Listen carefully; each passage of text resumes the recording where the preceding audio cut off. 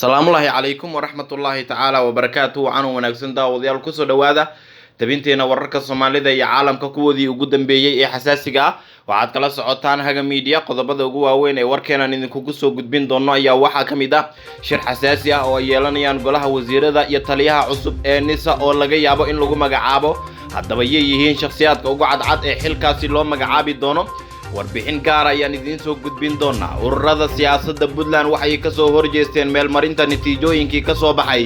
doorashooyinka qof iyo cod ee dhawaan ka dhacay deegaano ka tirsan maamulka Puntland qoor oo saacada u qabtay ahlu sunna wal jameeca kana dalbaday in hubka ay ku wareejiyaan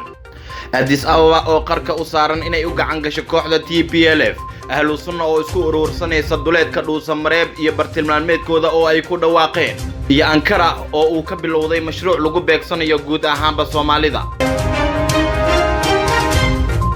haddii ay tahay markii ugu horeysay aadna soo booqatay nagu soo biir subscribe saar gambaleelka furo like share iyo qaybta commentiga in fikirkaaga aad inoogu reebto hanaga ilaabin waa maalinimo axada taariikhduna waxay ku beegan tahay 31 bishaas October sanadka 2021 waxaan u gudagalaynaa qaybaha hore ee warkeena aynu ka hormarnay wararka ka imaanaya Muqdisho waxa ay sheegayaan in shir xasaasi ah saacadaha soo socda lagu wado inay yeeshaan golaha wasiirada ee uu hoggaanka u yahay ra'iisul wasaare Maxamed Xuseen Roble shirkan ayaa waxa uu yahay mid xasaasi ah waxa aad iyo aad loo hadal hayaa in wararka ugu badan ay salka ku hayaan magacaabista taliyaha cusub ee nisa in shirkan looga faa'iideysan doono waxaana loo badinayaa 3 qof midkood in xilkan uu ku soo bixi doono wasiiru dowlaha madaxtooyada Soomaaliya Xasan Macalin Khaliif agaasimihii hore ee madaxtooyada Cabdinuur Maxamed Axmed iyo aadan qoryoole oo ah wasiir ka tirsan galmudug sidoo kalena saaxiib dhowla ah Fahad Yaasiin Xaaji Daahir kaasi oo saameyn ku lahaa wadahadaladii hore u dhexmaray ra'iisul wasaare Maxamed Xuseen Roble iyo madaxweyne Maxamed Cabdullaahi Farmaajo ee qaarkood fashilmay golaha wasiirada kulanka ay yeelanayaan oo ah mid aan caadi ahayn ayaa xalay fariin loo diray dhammaan golaha wasiirada in kulankan ay ka soo qayb galaan waxaana ay ahayd in khamiistii la qabto kulankaas aatee sababta uu ga soo dib maray ilaa iminka lama sheegin maadaama dalka xaalad doorasho uu ku jiro waxay u muuqataa in muhiimad gaar ay leedahay in taliye cusub oo rasmi ah hay'adda nabad sugidda ay hesho madaxweyne qorqor ayaa saacada u qabtay ahlu sunna wal jameeca kaasoo uu ka dalbaday in si degdeg ah ay ku soo wareejiyaan hubka ay haystaan madaxweynaha dowlad goboleedka galmudug Axmed Cabdi Kaariye qorqor ayaa ka dalbaday ururka ahlu sunna wal jameeca ee hubka haysta in sida ugu dhaqsiyaha badan ciidamada maamulka galmudug ay gacanta ugu geliyaan hubkooda madaxweyne qorqor oo kulamo ka wada magaalada Gurceel oo dhawaan ay dagaalo qaraar ku dhexmareen ciidamada ahlu sunna iyo kuwa maamulka galmudug oo gacan ka helaya kuwa dowladda federaalka Soomaaliya ayaa ku nuuxnuuxsaday inay qasab tahay in ahlu sunna hubka ay haystaan ay soo wareejiyaan si looga baaqsado dagaalo mar kale ka dhaca qaybo ka mid ah gobolka Galgaduud ma jiro ilaa haatan wax war ah oo ka soo baxay maamulka ahlu sunna ee ku aadan dalabka uu madaxweyne qorqor ka dalbaday in hubkooda ay soo wareejiyaan asaate ciidamo fara badan oo haysta hub culus ayaa ka tirsan ahlu sunna wal jameeca kuwa oo dhawaanahanba isku dayay in awoodooda ay ku sii baahiyaan deegaano ka tirsan maamulka oo horaan gacantooda laga faramaroojiyay natiijada ugu dambeysa ee doorashooyinkii qof ee cod ee dhawaan ka dhacay magaalooyin ku yaala Puntland ayaa aad waxa uga hor yimid ururada siyaasadda ee halkaasi ka jira guddiga doorashada Puntland ayaa ansixiyay natiijada ka soo baxday doorashooyinka hordhaca ah ee golayaasha deegaanka ee ka dhacay Qardho, Eyl iyo Hufeyn kuwaas oo dhammaantood dadka codkooda ay si xurriyad ah u dhiibteen bayaan ka soo baxay guddiga doorashada ayaa lagu sheegay in kulanka guddiga uu ku yeeshay magaalada Garowe uu ku ansixiyay natiijada doorashada oo ay codad isku dhow ka heleen ururada siyaasadeed ee ku tartamayay doorashadaasi guddiga wuxuu sheegay inuu natiijada u gudbin doono maxkamadda sare ee Puntland taasoo leh go'aanka kama dambaysta ah ee lagu ansixinayo doorashada xildhibaanada ka soo baxay golaha deegaanka saddexdaasi degmo dhinaca kale 4 ka mid ah ururada siyaasadda ee mucaaradka ah ayaa cambaareeyay meelmarinta natiijada doorashada iyagoo sheegay in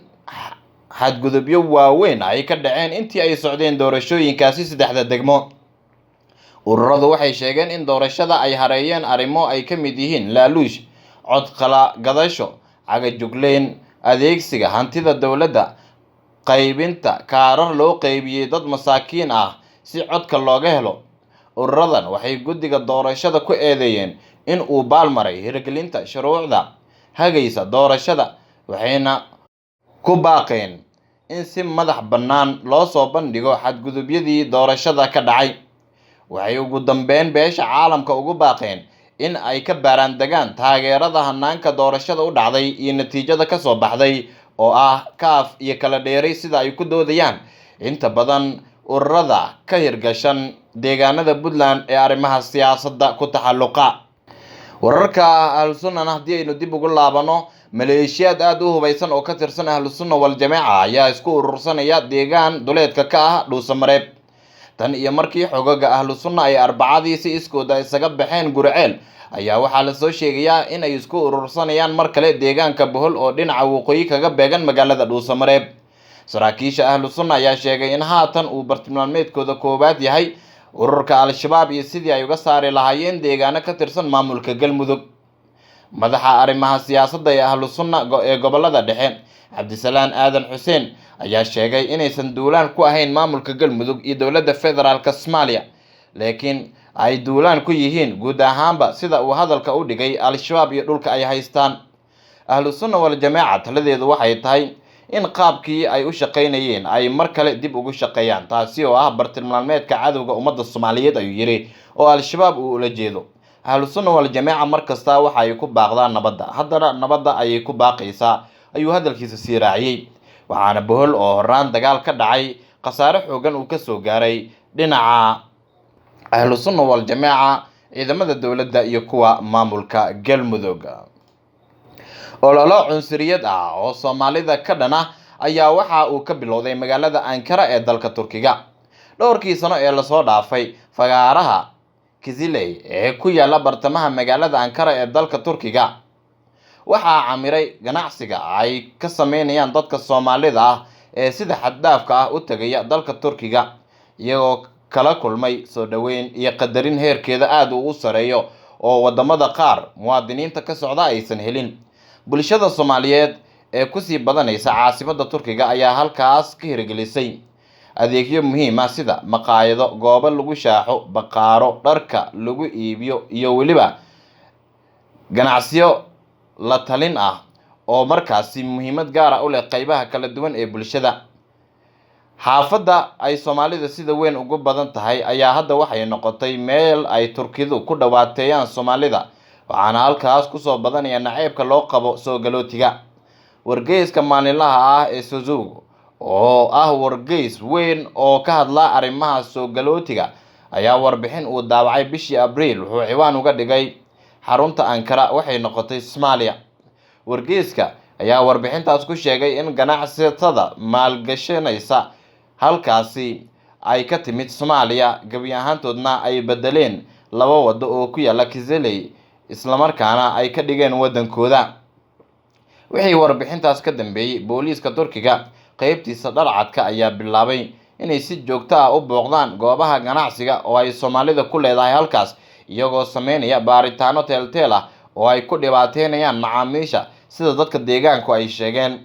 Bishii Sebtembar, dhacdo ka yaabisay Soomaalida Kiziley ayaa ka dhacday Ankara kadib markii ay booliiska xireen ganacsato Soomaaliyeed oo halkaasi ku lahaa xarumo waaweyn iyadoo aysan jirin wax dambi ah oo ay galeen.